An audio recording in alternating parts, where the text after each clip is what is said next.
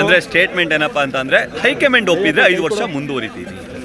ಸಾಕಷ್ಟು ಚರ್ಚೆ ಆಗ್ತಿದೆ ಸರ್.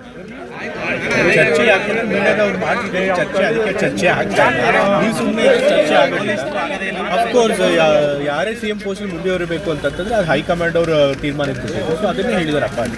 ಬಟ್ ಎಲ್ಲರೂ ಸರ್ ಈಗ CM ಬೇರೆ ಚೇಂಜ್ ಆಗ್ತಾರೆ ಅನ್ನೋ ಮಾತು ಸರ್ ಸುದ್ದಿ. ನನಗೆ ಗೊತ್ತಿರೋ ಹಾಗೆ ಪಕ್ಷದಲ್ಲಂತೂ ಸಿ ಎಂ ಬದಲಾವಣೆ ಬಗ್ಗೆ ಚರ್ಚೆ ಮಾಡಿಲ್ಲ, ಅಥವಾ ನಮ್ಮ ತಂದೆಯವ್ರಿಗಾಗಲಿ ಅಥವಾ ಬೇರೆ ಲೀಡರ್ಗಳಿಗಾಗಲಿ ಸೂಚನೆ ಕೊಟ್ಟಿಲ್ಲ, ನನಗೆ ಗೊತ್ತಿರೋ ಮಾಹಿತಿ. ಸೊ ಹಾಗಾಗಿ ಸದ್ಯದಲ್ಲಿ CM ಬದಲಾವಣೆ ಆಗಲ್ಲ ಅನ್ನೋದು ನನ್ನ ನಂಬಿಕೆ. ಸೊ ಅದನ್ನೇ ನನಗೆ ಗೊತ್ತಿರೋ ವಿಚಾರ ಅಷ್ಟೇ. ನಾನು ನೀವು ಕೊಟ್ಟಿದ್ದಂತಹ ಅನಿವಾರ್ಯ ಅಂತ ಹೇಳಿದರು ರಾಜಣ್ಣ ಅವರು. ಸಿದ್ದರಾಮಯ್ಯ ಅವರು ಈ ಪ್ರಸ್ತುತ ಪರಿಸ್ಥಿತಿಯಲ್ಲಿ ಕಾಂಗ್ರೆಸ್ ಪಕ್ಷಕ್ಕೆ ಅನಿವಾರ್ಯ ಅಂತ ಒಂದು ಮಾತನ್ನು ಹೇಳಿದ್ದಾರೆ. ಅಫ್ಕೋರ್ಸ್ ಅದು ಬಹಳಷ್ಟು ಕಾಂಗ್ರೆಸ್ ಪಕ್ಷದ ನಾಯಕರು ಮತ್ತು MLAಗಳ ಅಭಿಪ್ರಾಯ ಆಗಿದೆ. ಅದನ್ನೇ ನಾನು ಕೂಡ ರೀಟ್ರೇಟ್ ಸರ್. ನೀವು ಕೊಟ್ಟ ಸ್ಟೇಟ್ಮೆಂಟ್ ಸರ್ ಸತೀಶ್ ಜಾರಕಿಹೊಳಿ ಅವ್ರದ್ದು ಸಾಕಷ್ಟು ಚರ್ಚೆ ಆಗ್ತಿದೆ ಸರ್. ಅದಕ್ಕಾಗಲೇ ಸ್ಪಷ್ಟನೆ ಕೊಟ್ಟಾಗಿದೆ. ಈಗಾಗಲೇ 6 ದಿವಸ ಆಯಿತು ಕೊಟ್ಟು ಹೇಳಿಕೆ. ಮತ್ತೆ ಯಾಕೆ ಅದನ್ನೇ ಚರ್ಚೆ ಮಾಡ್ತಿದ್ದೀವಿ?